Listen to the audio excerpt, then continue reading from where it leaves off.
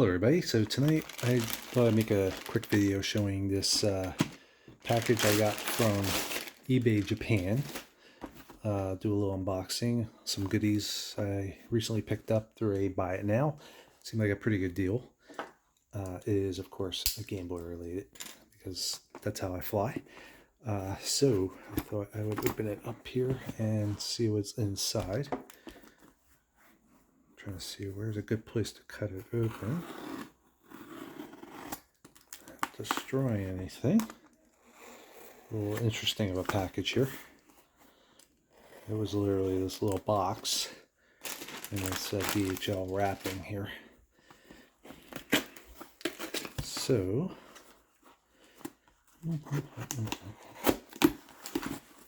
paid about $77 plus tax. Free shipping, and I have to say I was pretty shocked by the DHL shipping. I bought this on the 15th of June, and it arrived today on the 20, what is today? 20, oh, I don't even remember what today's date is.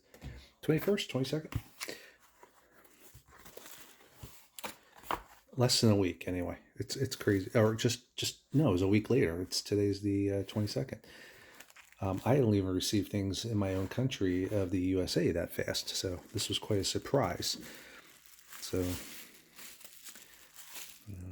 I always like, sometimes you get these things and they have some cool newspaper from Japan, as you'll see if you watched my last unboxing video.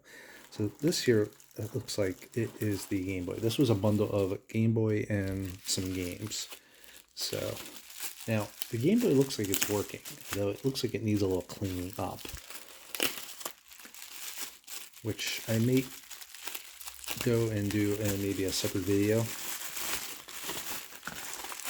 Not that I don't have enough Game Boys, but this was a really good deal. Oh, hello. Yeah, so it does work, though. It's got a very musty smell to it. It actually smells like the local retro game store I go to. Now in the pictures I could see that it had some oh, I love it. It's got this. It's always, a lot of these are missing this comm connecting cover, so that was really nice to see. It's in pretty good shape otherwise. From not being, it's from Japan, so you don't have the 1-800 number that you would have on the US ones. So I was expecting the battery port, because of the pictures you can see there's a little corrosion around the battery terminals. This is going to keep falling off, so let's just put that in there for now. This looks pretty good. It looks like this one here is the one that's the culprit. But in the description pictures, looks like the screen's in pretty good shape here. Sometimes when these lenses are off, that means the underlying screen is going to be scratched, but this one looks pretty good. So we'll test that out in a little bit, get this loaded. But for now, let's see what else is in here. Put that over there.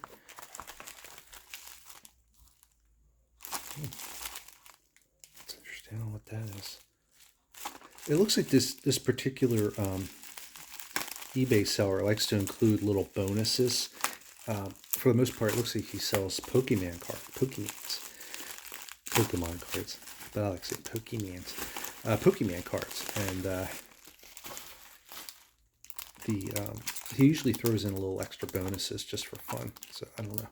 All right, so going into this, I was having trouble from the thumbnails trying to figure out what games were included. I knew some of them, like Mickey Mouse here, that's obvious, but some of these Japanese ones that are in this bundle, I couldn't quite figure out what, where's the opening for this, what they were called, because of they were Japanese only games. Japan. Now some of these games, as I'm going to show you, had American releases and go for a little more money than this particular bundle. Yeah, this was $77. It came with 10 games and these functioning Game Boy. I didn't think that was a bad deal. I mean, this is great. So some of these are just common games. So some of them I've tried looking. I didn't even have the cases. This is great. This one in particular, I did a little bit of research, as I was saying. This is some RPG. I've never heard of it. That's an interesting little sticker on the back. I'm trying to remember what this one's called, but this is an RPG, Jin something. So there's a cool website that you can go to, and or you can even just Google it. Even you don't have to go to the website. But each cartridge has a American and U.S. You'll see here it says DMG. Hopefully it's picking that up. So there you go. DMG JGJ. Hard to see in that. But if you punch that number code, not a number, what am I saying? Code into this database, it will give you the information for the cart and the game itself. There's a couple games in here in particular I was really interested in getting. The rest of this is kind of just slush, really. It was a pretty good deal overall, though. So, these cartridges are in really nice shape. This is Mickey Mouse 2. Mickey Mouse 2 came to America as the Bugs Bunny Crazy Castle series by Kemco.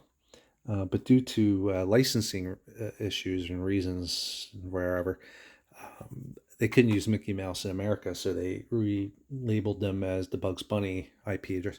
And I think there's even a Roger Rabbit one that goes along with Who Framed Roger Rabbit. This is a series of Japanese games, and it's based on a cartoon series, if I'm not mistaken, in Japan called Crayon-chan. It's about a kid who, I guess he draws things and they kind of come to life or something. I'm not really too sure. It's a fairly common series of games. Here's a Japanese copy of Motocross Maniacs. Once again, those cartridges are really nice shape. I love the artwork on these Japanese games too. I have an American copy, obviously, but I think I've shown that in a previous video. So this one here, I was playing some of these games in preparation of receiving these. Another label here. That's really, I wonder what that's from. I wonder if that's from a game store or something. I don't want to take that off though. I think that's cool. This game was called Flip Pool. It's from Taito, and it's a puzzle game. It was actually an arcade game that they ported to the Famicom and the Game Boy. It came out here in America as well. It's a pretty neat little puzzle game, actually. I was playing it. I had never played it before. Where you shoot little types of blocks to the one side of the screen. So it looks like we got some bonus instruction manuals here. This is pretty cool. So we got a manual for Flip Pool and this game here, which I can't pronounce the name to. But it's some kind of a, looks like it's a, almost looks like a puzzle game here, like pipes or something. But I know there's some scrolling sequences. If I'm not mistaken, I believe the series is by Game Freak for some reason. I don't remember though. No, it's Bandai. I must be thinking of a different game. I know there's a Genesis game by Game Freak. And that character reminded me of it. I could be wrong. I'm not really sure. Little Flip Pool manual. I love how everything's so little. And these little manuals are cool. So yeah, you can launch the blocks. You're like this little blob guy. You launch the blocks, or you gotta match them together and get them within a certain turn. It's a fun little puzzle game. I was pleasantly surprised, so it's nice to own a copy. And I believe the American copy isn't, or version or release isn't super common either. Or at least, I don't know. All right, this is a Nomco game. I believe this is a side scroller, if I'm not mistaken, but I have no idea what it's called. And this is one game I have to look up. I'm gonna have to. I don't have something to really look it up with handy. But this is the one game from the description and the screenshots. I couldn't quite figure out what it was. I know that last one, I didn't get to it yet here. That's a lot of Japanese reading is required to really take advantage of playing that game. And this is the sequel. This is the manual for that game I was just talking about that I thought was by Bandai. But it's focus, thank you. It's got this character. This is the sequel, though. You can see there's a 2 there. And yeah, it looks like it's got a little bit of a hybrid puzzle side-scrolling. So we're getting down to the 2 games I really wanted to get in this bundle. Now, I already own the American versions of one of them. and that one would be Burger Time Deluxe, which is one of my favorite Game Boy games. It's just a really cool port of Burger Time, and I think arguably it might be the best version of Burger Time. I love the artwork for the box and the sticker. I had to have this. I just think it's hysterical. Doesn't it's just I don't understand. I guess she's a Japanese burger worker that they got a Caucasian blonde girl to work at. I don't know. I just think it's hysterical. I love the Japanese art and stickers, how much they differ from America. So that's one of the ones I wanted to have, just to have, because I love the game. Another one's coming up here, but first, this looks like another Japanese, a lot of Japanese text in this game, and it looks like it might be the third in a series. It looks like it's a common character. She must be a manga character in Japan. I don't know much about it, but it doesn't look like it's very playable, unfortunately. So I'd say about maybe 5 or 6 of these games are really games that I'm going to be able to actually sit and enjoy without any language barrier. But that's fine. All right, and this is the other game I was excited to get, because this is actually a really fun game. This is Ghostbusters 2, and it's by HAL Laboratory. HAL is, of course, the company that was headed up by Satoru Iwata of Nintendo fame, creators of Kirby, lots of cool games for Nintendo. And they made this Ghostbusters 2 game. And they released this in America. This card's a little loose. I might have to go in and tighten it up or something. Very, very neat game. You can pick from 2 different Ghostbusters. One zaps the ghosts and the other one traps them. So, actually, what we're going to do is, let's try turning this Game Boy on. Let's get this out of the way. And maybe we'll test the Game Boy out real quick.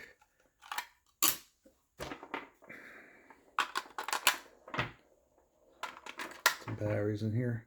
It looks like it functions, even though there's some battery acid issues and going on inside it. But we can get that cleaned up. I think what I'm going to do is I may make another video taking this apart and cleaning it up and so forth. Some kind of debris on the back of that. Not that it matters.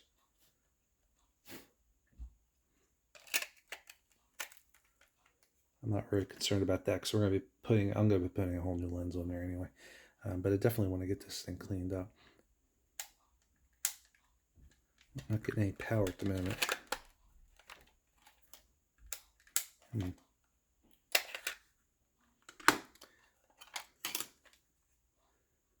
be one of these. Yeah, there you go. It's because of the battery. It does work, though. In the description, it showed it working.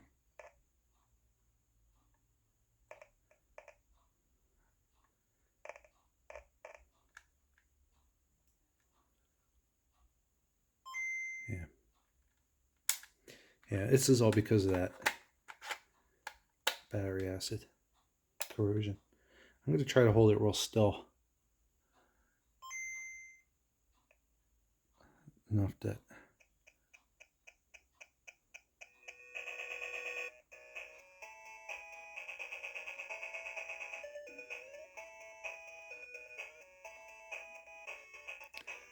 This isn't your typical movie crappy IP swill.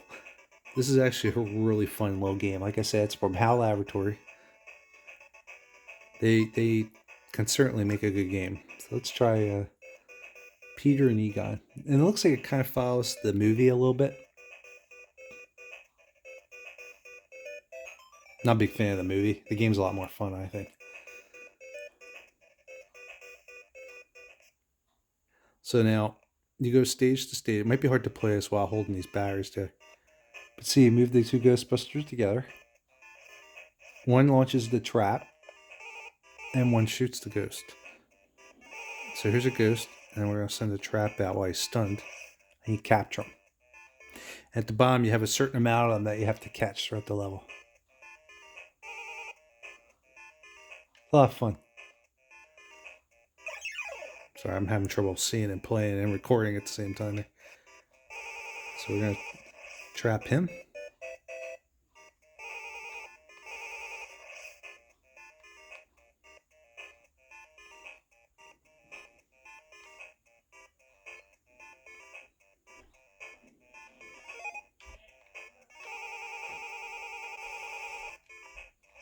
The trick is you got to aim everything.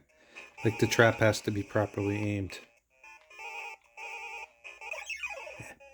Yeah, it's not hard. It's hard to play. All right, well, anyway, I think that about wraps up this video. It wasn't going to be anything too crazy. I just thought, like I said, I'd do a quick little unboxing of these goodies I got from Japan.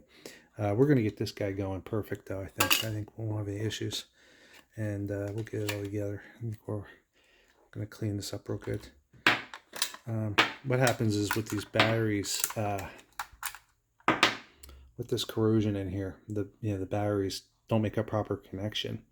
So if you wiggle them a little bit, you'll get a temporary connection, but we might be able to clean that one off. It doesn't look too bad. Because this one, you can easily replace this one. These two here are soldered to the board of the Game Boy itself, and they don't look too bad. I don't see anything crazy going on in there. So we might be able to just get away with throwing a little white vinegar on here and cleaning that up and getting it all in good shape, because this Game Boy otherwise looks like it's great. I usually replace these screens anyway. The fact that it's just falling off now just saves me the effort of having to push it out and get rid of it.